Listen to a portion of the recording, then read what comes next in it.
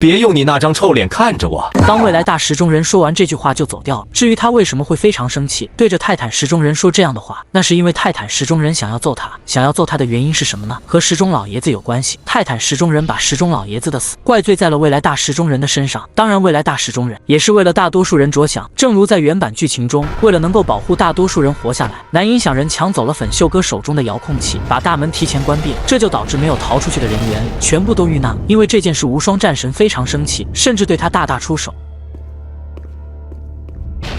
用拳头暴捶他的脸，甚至在后来的战斗中依旧耿耿于怀，直到后来经历了生死，才明白了彼此的心意。对于未来大石中人和泰坦石中人的事情，我相信在以后泰坦石中人会明白这一点，选择原谅未来石中人的。大家好，我是蛙哥。就在前不久，D1 工作室发布了第39集完整版，时长32分钟，其中新增加了3分多钟的秘密场景，其中有不少的打斗场景，还揭秘了之前很多不为人知的事情。在 G-Man 启示录降临之际，联盟又将会如何面对这场危机呢？现在我们就对第39集完整版新增加的秘密场景进行逐帧解析吧。我们看到此时的画面出现了一段数字 99.7% 变成了 99.8%， 这个代表着 G-Man 启示录的完成度。在第9季的新增加片段，我们就看到过进度条，当时进度条显示的是 99.3%， 而现在已经来到了 99.8%。那么在第40集的时候，我们将看到 G-Man 启示录完成后 G-Man 正式登场，非常震撼的大场面，在这期视频中我都会完整解析，大家一定要从头看到结尾，不要错过任何精彩部分。此时的小闹钟人已经成功解除了核弹危机，泰坦石中人得到了自由，再也不用控制核弹，而不能做其他事情。当小闹钟人也传送走后，4号突变体就突然传送了过来，这到底是怎么回事呢？让我们回顾一下之前剧情发生的事情，大家就都明白。当时1号突变体正在和恶龙电钻大战，由于恶龙电钻的实力太过强大，突变1号体觉得自己打不过，于是就和轮椅博士求救，希望他能够派4号和5号来支援自己。然而轮椅博士拒绝了他的要求，并且让他自己看着办，那意思已经很明显了，我是不会派4号和5号支援你的，你自求多福吧。如果打不过，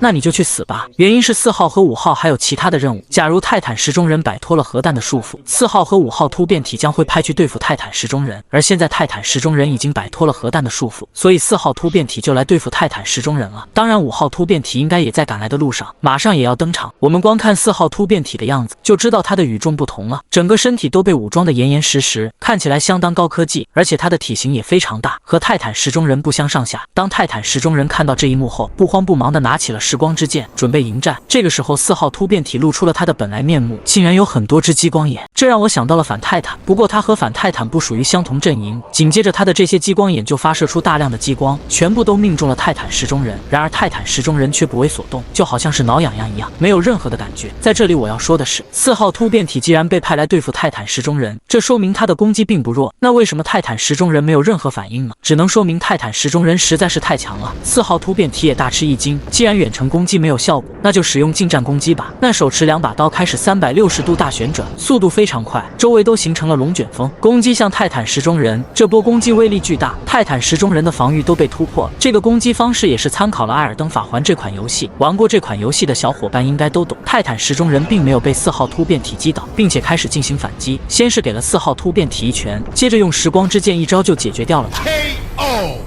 4号突变体就这样倒在了地上，非常轻松就解决掉。不能说他太弱，只能说他的对手强的有点离谱。当4号突变体被解决掉以后，大地开始颤动，另外一个突变体也从地下钻了出来，来者应该就是5号突变体。看这个家伙的样子，像是电钻一样。泰坦石中人也严阵以待，并且准备用时光之刃来对付他。此时我们看到了5号突变体的样子，他的身体巨大，头部却非常小，还戴着防毒面罩，身后有一面旗帜，上面写着数字5。5号突变体控制着高速旋转的引擎，在一步步逼近泰坦石中人，想要用这个钻头来攻击他。不过接下来泰坦石中人的应对方式更加夸张，直接用手就抓住了高速旋转的扇叶，瞬间就拔了下来，这也太疯狂了。我们举个例子，电风扇大家都知道吧？当电风扇在高速旋转时，直接把手伸进去，还拔掉了风扇。此时泰坦石中人做的事情要比这个难上千万倍，也进一步证明他的实力太强大了。紧接着5号突变体也被解决掉了，4号突变体和5号突变体其实根本就没必要来找泰坦石中人，这妥妥的来送人头了，没有起到丝毫作用。人家1号突变体和恶龙电钻还打得有来有回，恶龙电钻费了很大的劲才把1号突变体给干掉。然而泰坦石中人轻轻松松就解决掉了4号和5号，这找谁去说理啊？当解决掉4号和5号后，泰坦石中人突然想到了什么重要的事情，于是就提升了自己的移动速度。我们注意看，他身前的能量核心部位在高速转动，随后他就以极快的速度飞走了。泰坦石中人飞去了哪里？不用我们多说了，肯定是飞去1号基地了。在那里 G-Man 启示录即将完成，泰坦石中人要前往支援队友。此时场景发生变化，来到了联盟小队和马桶小队的争夺战。当初泰坦电视人把这个神秘设备放在了1号基地的门口，为了这个神秘设备的顺利开启，联盟阵营也来了一波人守护。为了阻止这个神秘设备的开启，马桶阵营也派遣了一支小队。大战一触即发，两方人马都朝着对方发起冲锋。其中马桶阵营这边出现了非常搞笑的一幕，我们看到一个小马桶拉着一个非常大的球状物体，很明显它的力气已经支撑不住了。这么小的体型，要想拉动这么大一个物体，也太有趣了。我们听一听这个声音。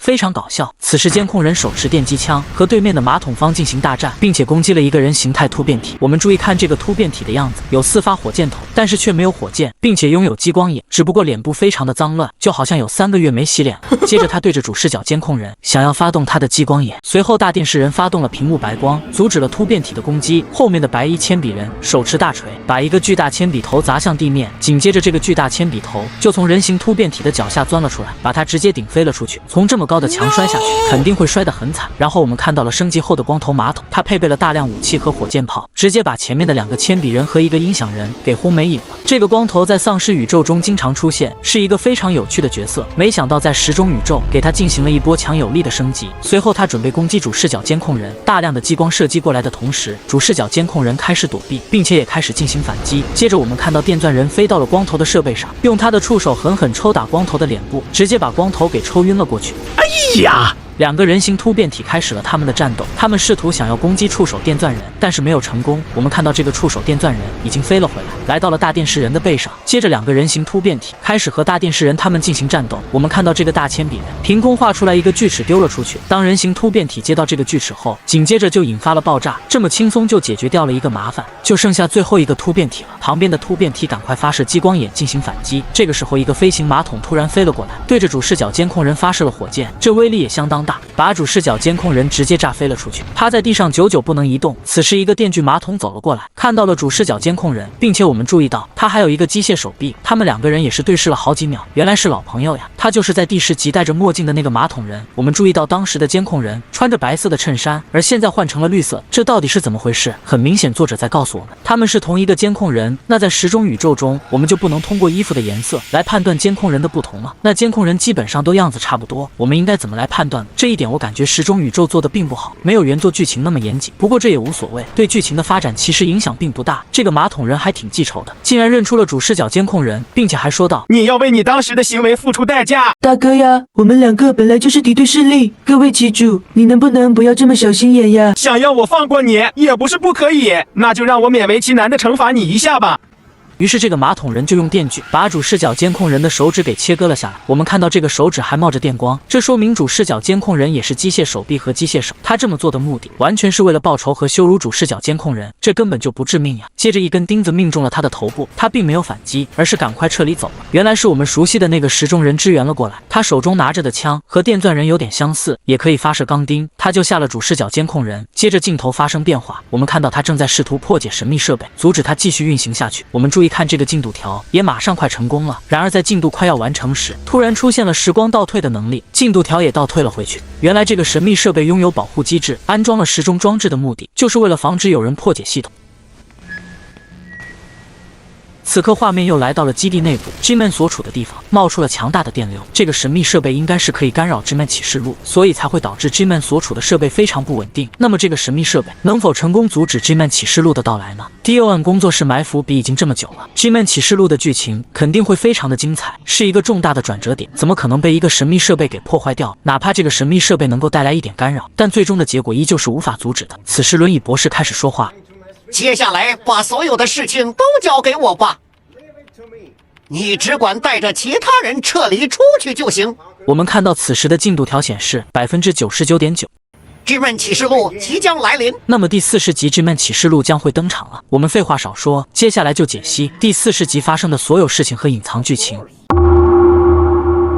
时钟宇宙第40集剧情解析，兄弟们，这一集太刺激了，真的震撼到我了。G-Man 启示录终于降临，此时的 G-Man 已经超出了我们的想象，甚至是超出了我们的认知。他已经不仅仅是曾经的 G-Man 了，这是庞然巨物，遮天蔽日，可能已经无法用语言形容了。自从知道 G-Man 启示录的存在后，我们苦苦等待了5个多月，现在总算是没有白等。面对 G-Man 启示录的登场，联盟也没有坐以待毙，而是派出了目前所有的泰坦进行应对。视频开头，泰坦女铅笔和泰坦音响人一起合作，在对抗这些机械马桶。他们的数量实在是太多了，由于他们样子相同，数量众多，我100%可以确定，他们就是流水线一批一批被生产出来，就如同原版剧情中看到的画面一样。这些机械马桶实在是太难缠了。这个时候，泰坦电视人也前来支援，从天而降的同时，顺便消灭掉了附近的机械马桶。现在3大泰坦已经汇合了。当他们抬头看去，天空中密密麻麻的机械马桶全部向他们袭击了过来，其中还有一个体型巨大的机械突变体。这个家伙很明显就是机械马桶的首领了，实力应该很强大。在他的带领下，成群结队的机械马桶朝着3大泰坦冲了过来，一场大混战就此展开。机械马桶的攻击方式还是老样子，冲上来近身搏斗，主要拿牙咬。如果一旦被大量机械马桶围攻，他们就会疯狂的撕咬，后果将不堪设想。在这场战斗中，泰坦音响人显得游刃有余。他虽然单体作战能力在所有泰坦里面不是很高，但是在面对这些小家伙的时候，解决起来是非常轻松的。他的攻击手段是可以群攻的，并且非常灵活，反应相当快。这些机械马桶在数量上众多，但是面对泰坦音响人，其实不占据任何优势。泰坦女铅笔属于远程法师，所以在面对这些机械马桶时，有点捉襟见肘。不过凭借自己强大的实力，这些机械马桶一时半会依旧拿他没有任何办法。3大泰坦互帮互助，在战斗中取长补短。这些机械马桶并没有取得任何优势，损失也相当惨重。不过我们注意到泰坦音响人和泰坦电视人身上冒着火焰，说明他们也受到了一点伤害。此时泰坦音响人把巨斧给到泰坦电视人，因为泰坦电视人属于近战泰坦，可以发挥出巨斧更大的优势。手持巨斧的泰坦电视人飞上天和这些机械马桶作战，就如同杀红眼的战神一样，一斧头一个小卡拉米。但是由于机械马桶的数量实在太多了，还是被突破了防线。这个体型巨大的机械马桶扑了上去，压在泰坦电视人的身上。看来刚开始让这些小型机械马桶攻击泰坦电视人，只是为了吸引注意力。帅哥，你看我美吗？把我娶回去当老婆怎么样？在其肩膀上配备了2个强大的机关枪，对着泰坦电视人火力全开。这火力实在是太猛了，全部打在了泰坦电视人的身体上，看着我都心惊胆战的，真的很担心泰坦电视人的屏幕会被机关枪给打碎。就在这危机时刻，泰坦监控人终于来支援了。我现在命令你赶快放开我的兄弟，否则让你付出代价。接着泰坦监控人和机械马桶首领就打了起来，和泰坦监控人单打独斗。机械马桶首领根本占不到任何优势，贴脸给他来了一招原子吐息。已经很久没看到泰坦监控人用这一招了。在原作剧情中，泰坦监控人的这一招相当厉害，在时钟宇宙里同样不容小觑。这原子吐息的温度非常高，这次直接把这个机械马桶首领也给烤融化掉，这温度实在是太高了。此时泰坦电视人的背部冒着大火，刚才机械马桶首领的袭击对他身体设备受到了一定损伤。泰坦监控人飞在空中和泰坦电视人进行对视，在此期间还利用吸附手臂把一个机械马桶吸过来捏碎。我们注意到他的头部监控灯是红色的，说明他开启了狂暴模式。泰坦电视人看到自己的好兄弟开启了狂暴模式，还没有搞清楚什么状况。那问题来了，泰坦监控人是什么时候开启的狂暴模式？让我们回看之前的视频，当时泰坦监控人遭到了偷袭，为了摆脱掉敌人的攻击，泰坦监控人不得不开启狂暴模式。不过当时画面到此结束了，之后发生的事情就不得而知了。不过看样子泰坦监控人是解除掉了危机。此时由于他开启了狂暴模式，脾气也变得非常狂暴，相当的愤怒。然而没有眼力劲的机械马桶又朝着他袭击了过来，泰坦监控人没有丝毫犹豫，就朝着他们冲击了过去。这时泰坦音响人也赶了过来，泰坦电视人于是就询问他，这个家伙到底发生什么事了？怎么变得这么狂暴？兄弟，我也不清楚发生了什么。这个时候镜头给到了泰坦女铅，她抬头看向了另外一个方向，恶龙电钻从远处飞了过来。她之前被突变1号给引诱到了其他地方，现在已经把突变1号给干掉，于是就又飞了回来。接着她就降落到了地面上。泰坦音响人看到自己好朋友飞回来后，心情非常激动，直接朝他冲了过去。他想要和恶龙电钻打招呼。然而恶龙电钻的状态相当不稳定，直接一拳就把泰坦音响人给打飞了。这到底是怎么回事呢？难道恶龙电钻又被蛊惑了吗？他的情绪也太不稳定了，当时对泰坦监控人大出手，差一点就要了人家的老命。难道你自己的内心没有丝毫愧疚吗？现在人家泰坦音响人非常担心你的安危，把你当做真正的好朋友过来关心你，你一拳把人家给揍飞，是几个意思？说真的，我都有点看不下去了。此时的恶龙电钻仰天咆哮，相当的疯狂和愤怒。难道他要再次丧失理智，对自己的盟友大出手吗？在他面前前的就是泰坦电视人了。当时泰坦电视人就和泰坦电钻人进行过一场大战，并且依照泰坦电视人的性格，他根本就不惯着泰坦电钻人。现在两个人又碰到了一起，泰坦电视人根本就不会退步，并且嘲讽道：“你看看，你挺大个人，连一个脑细胞都没有。”自己的队友都要打，说的通俗一点，就是在说你个白痴又在犯什么病，连自己的队友都打。听到这句话，恶龙电钻彻底暴动，朝着泰坦电视人发动了激光炮。泰坦女铅笔赶快用护盾进行阻挡，但是激光的威力实在是太强大了，能量盾直接被击碎了。接着泰坦电视人手持巨斧，让泰坦女铅笔退后，自己来解决恶龙电钻。就在这针锋相对、大战一触即发的时候，有钟声突然响起。一道金黄色的光束划过天际，显而易见，肯定是泰坦时钟人赶了过来。他的登场方式也是相当帅气，落地后的动静非常大，手持时光之剑，并且是背对着大家。泰坦电视人看到泰坦时钟人后，也是露出了那张熟悉的脸，接着对恶龙电钻说道：“你小子别嚣张太早，你要完蛋了。”不过现在的恶龙电钻已经失去理智，他此时的脑子非常混乱，应该是无差别攻击任何人，根本就不会感到害怕。面对强大的泰坦时钟人，他也丝毫不惧。恶龙电钻出生牛犊不怕虎，再次咆哮想要攻击泰坦时钟人。我们来看一下泰坦时钟人会用什么方法制服恶龙电钻吧。就目前来看，恶龙电钻表现的太不正常了，肯定是哪里不太对。而且 G-Man 启示录马上要登场了，面对强大的敌人，他们更应该团结起来，一致对外，而不是内斗。并且我们注意到泰坦时钟人有一个动作，他看向了1号基地的方向，并且有一个符号，还有一个小细节。我们注意看这个画面，这不就是 DON 的标志吗？并且在下方还有1行摩斯密码。当我们进行破解时，得出的意思是不要，所以 DON 突然出现，再次干涉了时钟宇宙的剧情发展，同时告诉泰坦时钟人不要这么做。所以泰坦时钟人改变了他的想法，此时他的目的并不是打败恶龙电钻，而是治愈他，让他恢复正常。我命令你给我冷静下来。在泰坦时钟人的一顿操作下，恶龙电钻终于也是冷静下来，恢复了理智。不得不佩服泰坦时钟人的治愈能力确实非常强大，他的出现总是能够力挽狂澜，哪怕遇到再大的危机，只要看到他就会感到心安。当然 DON 突然出现，让泰坦时钟人不要这么做，还有一种可能是让泰坦时钟人不要治愈恶龙电钻。难道在未来恶龙电钻会做出来什么疯狂的事情吗？所以 DON 才让泰坦时钟人不要治愈他。但是这个说法也很矛盾呀，如果不让恶龙电钻恢复正常，那接下来的大战不仅要失去一个强大的战力，还非常有可能把恶龙电钻推向对面，这就有点太离谱。反正按照正常人的思维，我觉得还是把恶龙电钻恢复正常，对联盟来说是最好的选择。当恶龙电钻恢复理智后，接下来泰坦时钟人说出了那句非常霸气的话，让我们现在就结束他吧。于是我们就看到泰坦时钟人走在最前面，率领着大家向1号基地的方向走去。这次要彻底和马桶阵营分出胜负。兄弟们，让我们大干一场吧，让这些马桶人知道我们的厉害。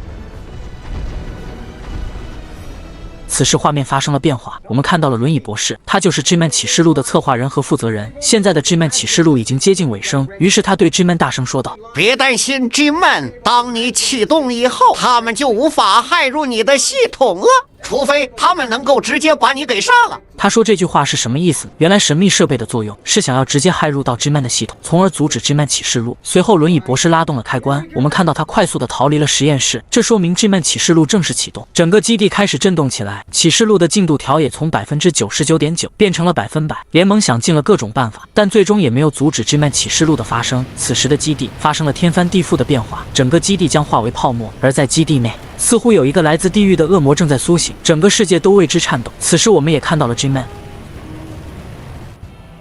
他睁开了双眼，冒出了蓝色的光芒。随着 G-Man 的正式苏醒，整个基地也将会分崩离析。轮椅博士也要赶快离开这里，正好和马桶博士撞到了一起，这也太巧了吧！于是他赶快发动了传送能力，带着轮椅博士一起离开了基地。这个时候镜头也来到了基地外面，我们看到一只巨大的机械手把整个基地都撑破了，整个1号基地被彻底摧毁。从始至终1号基地的任务就是为了 G-Man 启示录的诞生， G-Man 启示录的降临，基地的存在也就没有了任何意义，被摧毁就摧毁了。当联盟成员看到这一幕，也相当的震惊，其中大电视人还爆了一句粗口，然后和他身边的队友说道：“大家赶快和我一起撤离这里吧，我们是时候离开了。”随后大家就都传送离开了这里，因为面对强大的 G-Man 启示录，大家留下来也都是炮灰，根本就帮不上任何忙。我们看到数百米的围墙都倒塌了，这动静实在是太大，这个巨大的手臂就如同末日之剑，对这个世界进行无情的审判。这个机械手臂具体有多大？一只机械手臂的体型可能比一个泰坦的体型都要大，就问你震撼到没？此时地面也发生了变故，大量的变种敌人从地下钻了出来，原来来马桶阵营早就埋伏好了，就等着这些泰坦上钩呢。此时的恶龙电钻对着泰坦监控人和泰坦电视人进行咆哮，意思是让他们赶快过来寻求庇护。接着恶龙电钻就开启了能量护盾，大家都躲藏在护盾底下。这一幕也是相当的滑稽，6大泰坦的实力可以说是联盟的天花板，面对这一幕都不得不暂避锋芒，躲藏在护盾下免受伤害。然而这个护盾根本就抵挡不住，碎石一块一块掉落下来，最后把大家都给埋在了石头下面。当一切都恢复平静后，我们看到了 G-Man 启示录的真面目。说真的，此时 G-Man 的样子已经认不出来是他了，整个头部都被盔甲严严实实包裹着，就如同变形金刚一样。他的身躯非常庞大，在最底部还有很多轮子在滚动着。他的核心反应堆体型巨大，里面充满了黄色的能量体，还有这巨大的激光武器正在蓄力充能，闪烁的能量隔着屏幕都能够感受到有多强大。G-Man 高高举起末日之剑，威武霸气的同时，气势压迫感十足。6大泰坦在他面前就如同6个小不点一样。此时我们可以很清楚地看到 G-Man 的样子已经变成了钢铁头颅。如果让大家看到这个样子去猜测他是谁，大家肯定猜不出来他就是 G-Man。至于他的样子是否参考了一拳超人的巨人弟弟，大家可以对比一下，想必心中已经有了自己的答案。在钢铁 G-Man 的身边，我们可以看到有数量众多的 G-Man 克隆人。在原版剧情中，曾经就出现过很多 G-Man 克隆人，不过都被泰坦电视人给摧毁了。在时钟宇宙里，也同样出现了这么多 G-Man 克隆人，想必他们的实力也很强大。这就带来了一个重要的问题，既然 G-Man 可以被克隆，那他的真身又会在哪呢？其实也不难猜测，在之前的剧情中 ，G-Man 出现的形式一直都是巨大的头部，他的身体根本就看不到。不过从这个对比也能看出来 ，G-Man 的身体将会非常巨大，所以他的真身应该就藏在钢铁堡垒的身体里面，作为驾驶员操作着整个钢铁堡垒的行动。当然，根据之前的对话来看 ，G-Man 很可能已经和这钢铁堡垒融为一体了，再也回不去了。从某种程度上来讲，钢铁堡垒就代表着 G-Man 就代表着钢铁堡垒。接着我们可以看到这个钢铁堡垒非常大，马桶阵营的成员几乎都全员出动了，并且我还看到了一个老朋友，那就是第11集中已经被摧毁的磁铁马桶人。没想到他再次出现了，他难道是被复活了吗？或者说这是另外一个磁铁马桶人也说不定，难不成磁铁马桶人也可以量产吗？此时还有一个疑惑，钢铁堡垒到底有多大？ DOM 工作室也是发布了一张身高对比图，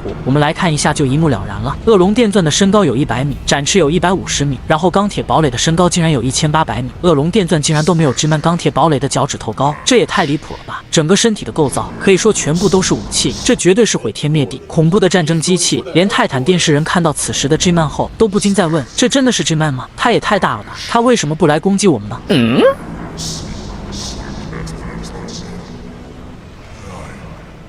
此时电钻首领突然冒了出来，他告诉泰坦 ，G-Man 现在要前往联盟的总部，这是什么意思呢？就是以其人之道还治其人之身。当初联盟把马桶阵营的基地都摧毁，现在 G-Man 将会带领大家去摧毁联盟的总部。当总部和所有的基地被摧毁后，我们将没有地方撤离，也没有地方进行升级了。G-Man 现在无视我们，这是因为他知道我们无论如何都必须要追击他。我现在不知道该怎么办了，我们必须要阻止他，必须要。接着所有的泰坦都看向了同一个方向。这一集也就到此结束了。说真的，当我看到这里的时候，严重的怀疑敌人的智商是不是不够用啊？为什么要去摧毁敌人的总部呢？那是因为敌人太强大，打不过，才会去想方设法摧毁敌人的总部。有句俗话说得好，留得青山在，不愁没柴烧。总部摧毁，只要核心团队还在，就还能东山再起。所以我真的搞不懂了，现在联盟的6大泰坦都在 ，G-Man 启示录很明显实力非常强大，这么好的机会可以把6大泰坦一网打尽。只要把6大泰坦都消灭了，联盟也就彻底失去了战斗力，只能是等死了。再去摧毁联盟的总部也不迟呀。而现在马桶阵营却不这么做，而是要去摧毁联盟的总部。6大泰坦要做的是阻止 G-Man 去摧毁联盟的总部。难道是怕6大泰坦看到如此强大的 G-Man 给提前吓跑了，所以才要去摧毁联盟的总部，从而逼迫6大泰坦和 G-Man 进行战斗？这解释有点太牵强了吧？这剧情也太那个啥了吧？好吧，我就不过多吐槽了。反正这个剧情我是没看懂，如果有看懂的小伙伴，也可以给我讲解讲解，我认真虚心去请教各位。但是我总感觉他们打不起来，为什么呢？一旦开战，无论是联盟还是马桶阵营，损失都会非常惨重，并且再也没有合作的可能性了。然而之前的剧情一直在营造马桶阵营和联盟合作的契机，所以我推测他们打不起来。之后7号指挥官会登场来进行劝架，大家就拭目以待吧。这期视频文案1万多字，花费了2天时间来制作。如果喜欢这期视频，记得点赞和订阅我的频道，大家绝对不亏的。这里还有一个细节，大家一定要注意一下。之前点读笔找到了轮椅博士，他把关于 G-Man 启示录的信息全部都提取了出来，并且说了一句话 ：G-Man 启示录根本就不足为虑，因为来自外星的神秘主人实力将更加强大。这是否埋下了伏笔？到时候联盟的6大泰坦和 G-Man 启示录将会一起对抗神秘的主人和反泰坦进行大战。让我们下期视频看看到底会发生什么吧。